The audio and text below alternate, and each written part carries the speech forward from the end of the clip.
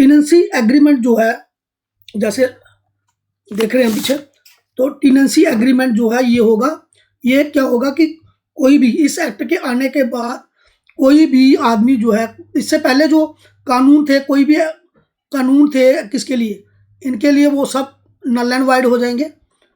इस एक्ट के आने के बाद कोई भी person let or take on rent any premises except by agreement in writing which shall be informed to the rent authority by landlord and tenant jointly in the form specified in first schedule। ठीक है, first schedule जो है उसमें जो form जो है वो दिया हुआ है, उस फॉर्म के अकॉर्डिंगली फॉर्म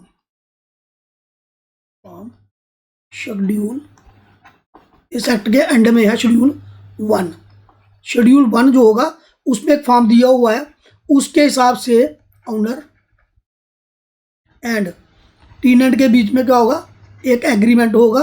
उस एग्रीमेंट के अलावा कोई और एग्रीमेंट जो है वो माना नहीं जाएगा, और इस एग्रीमेंट के बिना कोई भी किसी को प्रॉपर्टी जो है वो अपनी किराए पे ना दे सकता है, ना कोई प्रॉपर्टी किराए पे ले सकता है। ठीक है, जब एक लैंडलॉर्ड और टेनेंट जो है ये क्या करेंगे, अप्लाई करेंगे किसके लिए,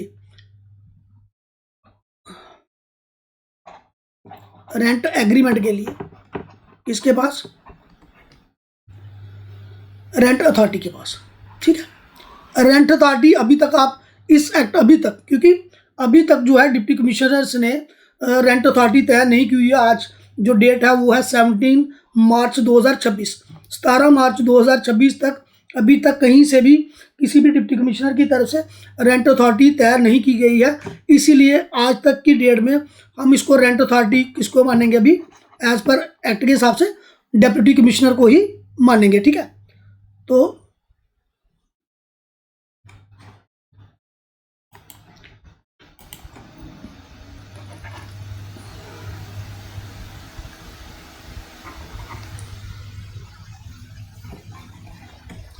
रेंट अथॉरिटी जो है within 3 months from the date of its appointment, जैसे रेंट अथॉरिटी बनेगी तो उस अपनी 3 महीने के अंदर अपॉइंटमेंट के अंदर बैठने के अंदर वो क्या करेंगे, डिजिटल प्लेटफॉर्म जो होता है यानी कि वेबसाइट्स के ऊपर, और लोकल जो लैंग्वेज के न्यूज़पेपर हैं उनमें पब्लिश करेगा।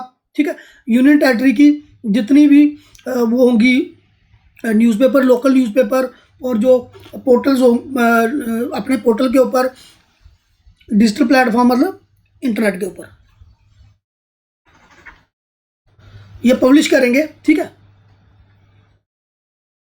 अब पॉइंट नंबर 4 है इसका, रेंट अथॉरिटी जो है shall after receiving the information about the execution of tenancy agreement along with document specified in the first schedule क्या जो फॉर्म है, कह रहा हूँ फर्स्ट शेड्यूल के फॉर्म में, फर्स्ट शेड्यूल का फॉर्म एक बार देख लेते हैं, लास्ट में होगा।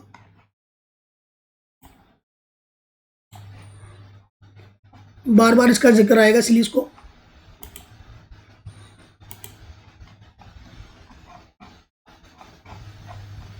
ये है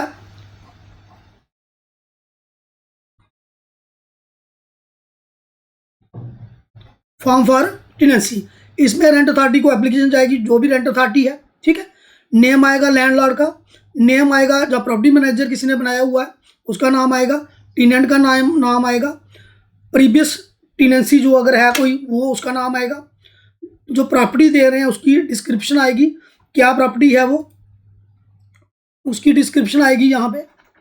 तो ठीक है, तो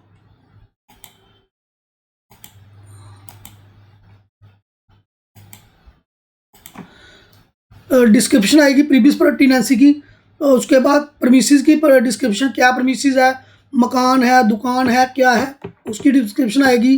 ठीक है, दुकान है तो जो भी होगा उसके बारे में आएगा।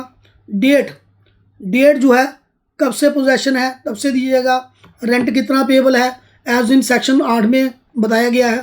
फर्नीचर है कोई क्या, ये सारी चीज़ें, electricity, water, extra furnishing, fitting वगैरह, कोई भी चीज़ आएगा, ठीक है, वो सारी चीज़ें इसमें आएंगी।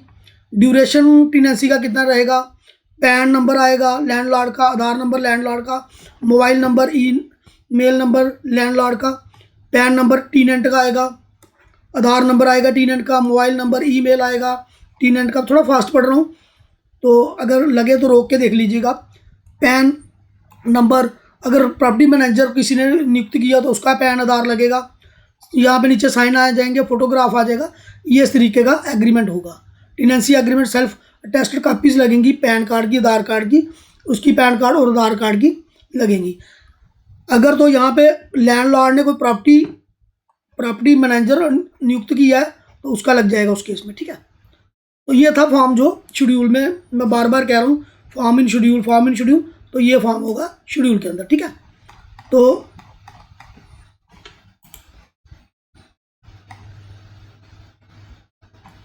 फिर जब ये फॉर्म मिल जाएगा, रेंट अथॉरिटी फॉर्म ले करके क्या करेगी, उनके बीच में क्या एग्जीक्यूट करना होगा, एक टेनेंसी एग्रीमेंट एग्जीक्यूट करना होगा।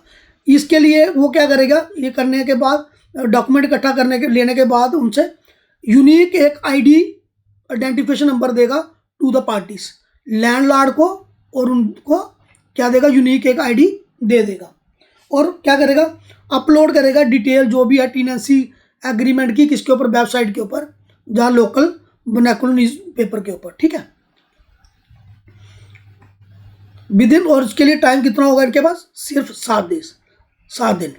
7 डेज के अंदर अंदर क्या करना पड़ेगा उनको, क्या करना पड़ेगा, इसको क्या करना, अपलोड करना पड़ेगा, किनको, रेंटल अथॉरिटी को, ये जो एग्रीमेंट है किसके ऊपर, वेबसाइट के ऊपर, ठीक। The term of authorization of property manager, अगर कोई प्रॉपर्टी मैनेजर है तो by the landlord deal with the tenant shall be such as agreed by the landlord. अगर प्रॉपर्टी मैनेजर है तो उस केस में क्या होगा, कौन डील करेगा, लैंडलॉर्ड की जगह प्रॉपर्टी मैनेजर आ जाएगा। उसके बाद आता है सेक्शन 5। सेक्शन 5 जो है बहुत इंपॉर्टेंट है। ये है पीरियड ऑफ टेनेंसी, कि कितनी देर के लिए कोई प्रॉपर्टी किराए पे दे रहा है।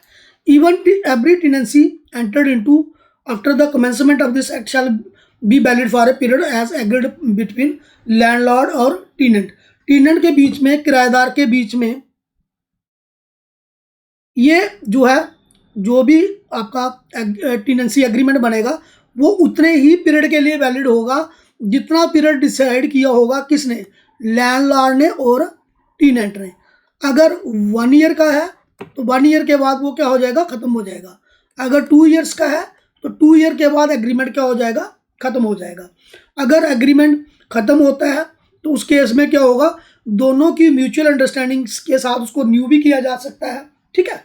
दोनों अगर चाहें कि हाँ हमने एक्सटेंड करना है, किराएदार कहता है कि हाँ जी मुझे यही प्रॉपर्टी दोबारा किराए पर रखनी है 2 साल 4 साल के लिए, तो और मकान मालिक भी कहता है ठीक है मैं इसको क्या दे सकता हूँ, प्रॉपर्टी ये दे सकते हैं।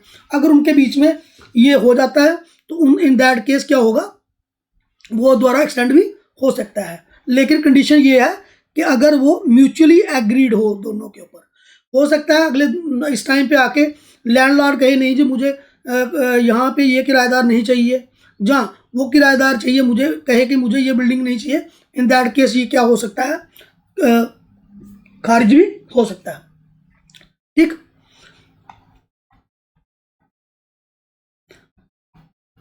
एक स्पेशल केस ये है कि कई बार क्या होता है कि कोई फोर्स मैज्योर जो है, फोर्स मैज्योर हो जाता है ये, ठीक। इसका मतलब कई बार सिचुएशन ऑफ वार बन जाती है, फ्लड आ जाता है, ड्रॉट आ जाता है, सूखा पड़ जाता है, आग बड़े पैमाने पे कहीं लग जाती है, साइक्लोन हो सकता है, अर्थक्वेक हो सकता है, जहाँ कोई ऐसी नेचुरल अफेक्टिंग कमिटी हो जाती है, यानी कि बहुत बड़े तादाद पे क्या हो सकती है, कोई त्रासदी हो जाती है। उसमें क्या हो सकता है कि कोई टेनेंट जो है, किराएदार जो है, उसको कोई नुकसान हो जाए, वो किराया ना दे पाए।